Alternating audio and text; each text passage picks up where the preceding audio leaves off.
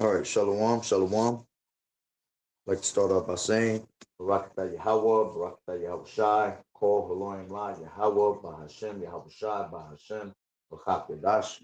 Double honors to the elders and apostles of Great Millstone who rule well.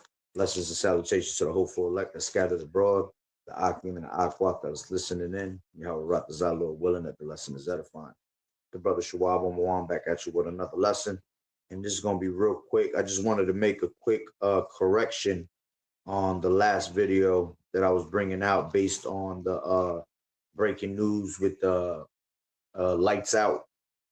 All right, let me just bring this out real quick. This is Ecclesiasticus 19, and this is 19 and where's it at?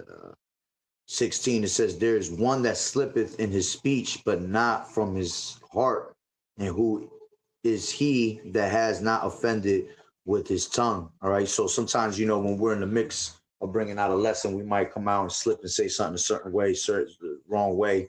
All right. So basically, I was going into Isaiah, the 60th chapter. All right. And what I brought out was verse 3. All right. Because when you go into Isaiah, the 60th chapter, is actually talking about it's a future prophecy. Okay. So when I went into Isaiah, the third chapter, 60, the third verse, I said, "And the Gentiles shall come to the light, and the kings in the brightness of thy rising." And I ended up saying that those were talking about the Gentiles of the Israelite foreigners.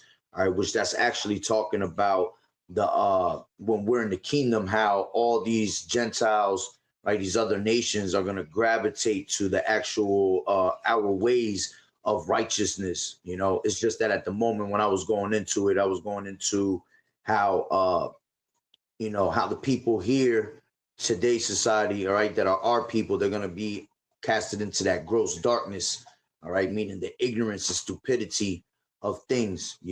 So I was somehow, some way, I ended up tying it into our people today when it was actually, not even supposed to be mentioned, the actual verse, but it came out anyway through the spirit. So I just want to say Salaki on that. All right. And basically it came from me coming out of the second verse. All right. Because it says, "For behold, the darkness shall cover the earth, and gross darkness the people, but the Lord Yahweh shall rise upon thee, and his glory shall be seen upon thee." And I guess probably because I was just talking about how we are illuminated with the light, and we was talking about how there's going to be power outages out here, and basically cyber attacks. All right, and they're going to pretty much cut the lights. I was just too excited and brought it out in a certain manner where I ended up going off on myself. So I just wanted to correct that. Like I said, Isaiah 60th chapter goes into a future prophecy. All right, so that I was just using that spiritually, that second verse. All right, how the gross darkness is going to cover the people. All right, in the time of actual darkness out here. And then when I read the third verse, I said that the Gentiles were speaking about the Israelite foreigners.